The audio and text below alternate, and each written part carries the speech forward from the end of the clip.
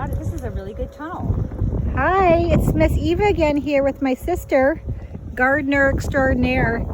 She's what's called a master chef gardener. She's the master hippie. And she's going to show me what's going on here. What's going on here, Lisa? What's happening? So today we covered this bed with some bird netting and some fencing that we found in the junk heap, because you can always use things in the garden that are recycled. What is it made out of? It's actually made out of plastic, which is sort of, we want to use less plastic in the world, but it's recycled. So we're going to save it and use it again and again and again. And we didn't buy it new, so that's good.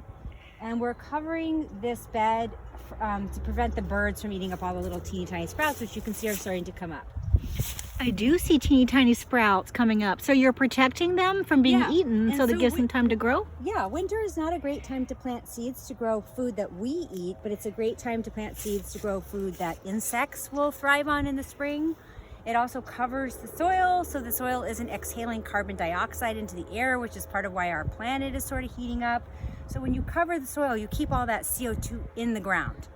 And also, a lot of these little plants like the peas and the beans, they take nitrogen, which is an essential plant food, out of the atmosphere and lock it into the soil. So they're doing a lot of work for us in the winter while everything else is asleep.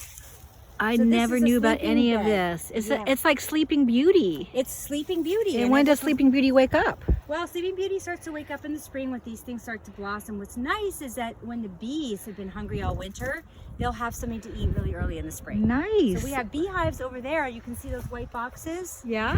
The bees sort of go to sleep in the winter. The ladies of the hive kick all the males out because they don't have enough food, so the males have to go do something else for the winter. Okay. And then when there's more food in the spring from all the flowers, they invite the males back into the hive. That's pretty good boundary setting, I think, in order to make things happen. When Sleeping Beauty wakes up, is her breath really bad, and does she have morning hair? No, she smells like beets and buckwheat and beautiful flowers and mustard. Super groovy lady then. Beans. And then we can cut a lot of this down and turn it right back into the soil, and it will continue to feed the soil as it breaks down. That is so interesting. It helps us not add fertilizers to the ground. This keeps the birds off, which are really hungry for these little sprouts. But we do grow a lot of food for the birds here in the garden. Sarah grew many sunflowers, and we put all of the big sunflowers out for the birds to pick at the seeds. So we are always thinking about the birds. So when you plant things that are for birds, it's kind of like sending out an invitation to them, a nice fancy invitation saying you're invited because we have things for you that you can help with. Yeah. And now what about underneath the soil? Are there things that come up from underneath the soil that are... Worms come up from it, and one little teeny tiny teaspoonful of soil are more organisms than probably all human beings on the planet. There's little tiny things you can see under a microscope that they basically digest organic matter and they poop it out, and it makes this kind of gluey substance which makes your soil soft and beautiful. Oh my, I know all about poopy diapers. Yeah. Poop is actually a really vital resource. Poop is good stuff for the garden. Human poop not so much, but animal poop and worm poop and bird poop is all really important in the garden. We all have a really powerful duty to do here on Earth. We have a very powerful duty to do. Now, what is there something that comes? Is there something that comes up from the ground that is maybe rhyming with loafer too?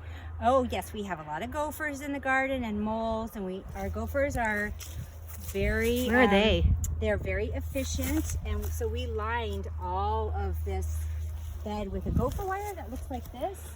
So it doesn't hurt them, it just prevents them from getting in and stealing our plants. Well, why couldn't you just stay up all night here with the flashlight and a cup of coffee and wait for them and just kind of yell at them? Because they are really quick and they can take out a whole plant in about 2 seconds. They can? They snip the bottom of it and you're on your own. How do they leave any evidence that they were here? Big, huge tunnels. So you can see holes. Yes, big, huge tunnels and mounds. Actually, the tunnels are the moles. You can tell where a gopher has been because you usually have a bunch of dead plants and a hole in the ground. Okay. And somebody's laughing inside the hole going, gotcha. So they're the party crashers. They're the people that weren't invited to the party but really want to come, and they're really not invited as much. Yeah, they're not. They're like they're the party crashers. They're the party crashers. And the bees are really important at the party? The gopher is the person who shows up at your birthday party after your mom spent all night making a cake and puts his face in it.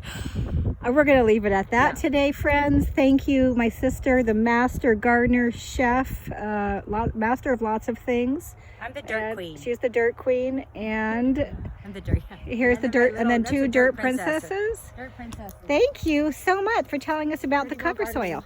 Dirty girl gardening, exactly. Woohoo! And there's some shadows lurking on the garden right now too. Yeah. Shadow people, A long unite. shadow of